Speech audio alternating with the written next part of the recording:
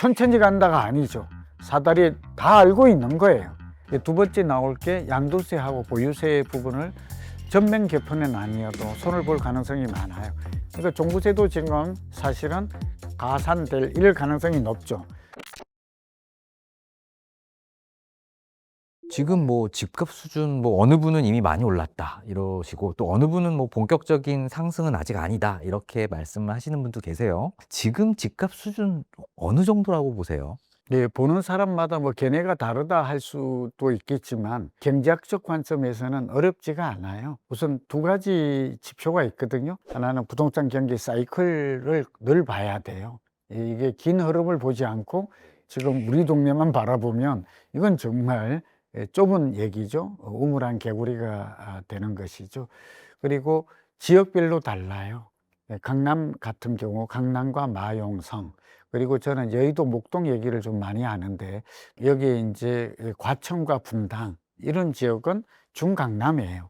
그러니까 집값 상승폭을 보면 올해만 제일 많이 오른 데가 어디예요? 강남 상구 중에서도 송파가 20% 이상 올랐어요. 그러니까 우리가 알고 있는 편견과 다르죠. 아니, 강남 아니야? 이렇게 지나갈 걸 통계를 보니까 강남 서초보다 더 많이 오른 게 송파구예요. 송파. 그러니까 누적된 결과를 보면 달라요. 출발은 강남구에서 했다니까 서초구하고. 그러나 누적된 결과를 동시에 봐야 돼요. 그리고 두 번째 송파구하고 과천하고 분당이 네. 거의 20% 이상 올랐어요. 그래? 그러면 강남 서초는 왜 아닌가? 그 용산도 아니네. 그래요. 마포도. 그 후로 밀려요. 그러니까 정확하게 데이터 분석을 통해서 우리가 파악을 제대로 해야 된다라고 볼 수가 있겠죠. 그렇게 보면 강남과 이미 집값이 많이 오른 이 얼마의 수준이냐 했더니 고 노무현 대통령 때 많이 올랐을 때 25%가 1년에 올랐는데, 그리고 문재인 정부 때 이때 2021년이 그때 18% 오른 이후에 최고 상승이에요. 우리가 이제 문재인 정부 때 하게 되면 미친 집값, 미친 전세가 생각나죠. 지금 그 얘기를 안 해서 그렇지 진짜 많이 올랐다니까요. 근데 전체적으로는 8%밖에 안 올랐어요. 전국적으로는 더 낮아요. 지역별 차별화가 예, 지역적 양극화, 우리가 그토록 많이 했던 이런 현상이 더 심화되고 있다. 초양극화다. 이제 이렇게 알 수 있죠. 네. 그런데 강남은 제가 볼 때 한국은행이 발표하는 위험지수가 있어요. 그러니까 우리가 집값에 영향을 미치는 요인이 한 10가지 되는데 이거에 보다는 과도하게 상승한 게 맞아요. 강남이나 이미 많이 오른, 작년에 올랐고 올해 2년째 오른 거라니까요. 1차 상승 끝났고 그게 그냥 강남만 이렇게 마용성만 온 거고 2차 상승이 이번에 세게 왔죠. 3월에서 9월. 그리고 이제 11호 대책 나온 이후에도 하락세가 끊기지 않아요. 3종 규제가 나와도. 뭐 그런 것들을 감안하면 강남은 가슴 정도 왔고, 예, 저는 서울 지역은 허리 정도 왔다라고 보여져요. 경기도 같은 경우가 이제 올해는 주목해야 돼요. 좀 적극해야 돼요. 네. 상승률은 더 높을 수가 있어요. 경기도가 예, 오히려. 경기도, 인천. 그래서 이런 쪽들, 네. 경기도 중에서도 이제 대도시 위주로 오르죠. 인천 같은 경우는 송도나 청라, 신도시하고 도심권은 부평지구, 그 다음에 여기에 이제 GTX 이런 쪽에 호재가 있는 곳들이 당연히 좋겠죠. 네, 그래서 이런 지역들은 과거에 대비해서 이미 30-40% 빠진 걸로 알고 있어요. 그래서 전환할 때도 빠르게 갈 수도 있다. 경기도는 수용성이에요. 그래서 저는 수원, 용인, 수용성 말을 이제 쉽게 그래 화성까지, 화평까지인데 평택은 좀 시간이 걸려요. 네. 예, 그래서 결국 용인도 이제 보면 예, 지금은 수지구가 많이 오르지만 예, 개인적으로는 지금 무릎 이하에 있다. 그러니까 경기도와 인천은 무릎 이하로 봐요. 예, 그리고 서울의 강북 지역은 많이 안 올랐어요. 무릎 정도 와서 허리 사이에 있어요. 그러니까 노동강 사도 돼요. 예, 지금 중랑구라든지 이런 데 정말 너무 안 올라요. 그러니까 서울 강남이 19억 오를 때 노동강은 1억 올랐더라니까. 이게 말이 돼요? 가게. 그러니까 이게 지금 말하자면 아까 쏠림 현상이고 그런 건 이해가 되는데 너무 과도하게 벌어져서 이제는 노동강도 이때는 무릎 이하에 산다는 마음으로 사도 된다 하는 말씀을 좀 드릴 수 있고, 그래서 어쨌든 전반적으로는 강남을 제외하고는 허리 이하에 있기 때문에 덜 오른 지역, 고점 대비 많이 빠져서 아직 회복이 안 되고 있는 지역, 여기에다가 GTX라든지 대표적인 게 청량리하고 영등포 이런 지역에 신안산서. 그러니까 조금만 좀 신경 쓰면 그게 어딘지 알 수 있잖아요. 예, 이런 지역들은 아직 많이 오르지 않았다. 지역마다 양극화가 심화되어 있고 다르다. 한국은행에서 보면 유동성 지수와 함께 위험 지수를 발표해요. 근데 서울 같은 경우는 0.9예요. 1이 기준선이에요. 강남 같은 경우에는 이미 1을 훨씬 넘었을 가능성이 높아요. 예, 다만 이것만 얘기하면 이제 강남 못 오른다 이렇게 생각할 것 같아서 위험 지수도 있다라는 것 하나. 또 하나는 버블 지수가 있어. 버블. 버블 지수. 이거는 정부나 어디 대해서 발표하지를 않아. 근데 이 버블은 이 거품이 꺼진 뒤에 알 수 있다 그러죠.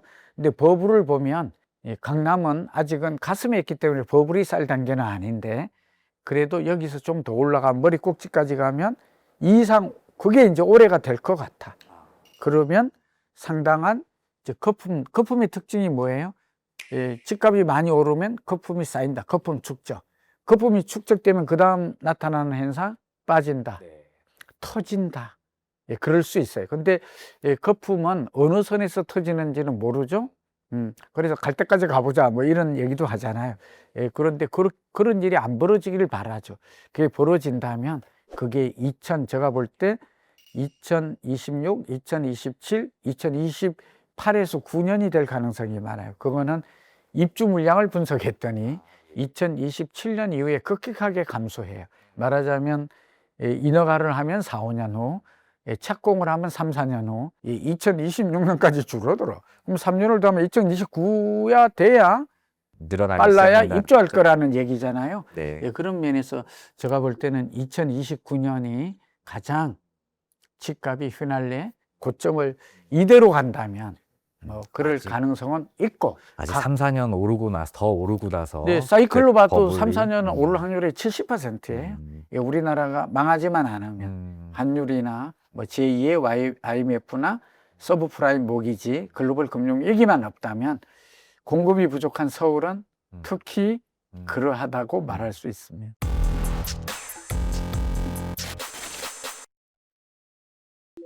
또 어떤 분들은 뭐 애매한 서울보다는 아까 말씀하셨던 경기도 뭐 인천 쪽에 유망한 수도권이 낫다 이런 말씀을 또 해주시는 분도 계세요. 가격 측면에는 그래요. 인천과 경기 지역 중심으로 올라요.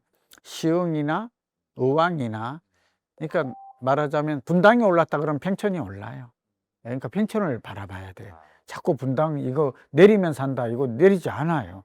그러니까 소규모 도시라도 인접 지역을 좀 노려라. 이거 우리나라 사람들은 평균 출퇴근 시간이 58분, 약 1시간인데 하루에 2시간을 소비하고 있는 거거든요.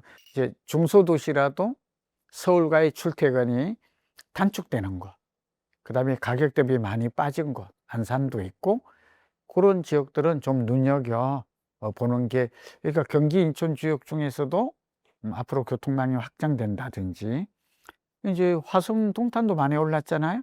그리고 이제 평택도 저 같은 경우는 더 추가로 내릴 것 같지는 않아요. 그러니까 지방마저도 특정 지역, 특정 지역이 뭐죠? 도심권이고 직주 근접이고 그 다음에 핵심 입지, 교육, 교통, 그 다음에 그 상업시설, 여기에다 녹지 공간, 병원까지 잘 되어 있는 곳이라면 이제 지방도 온기가 확산되고 집값이 회복될 가능성은 많다.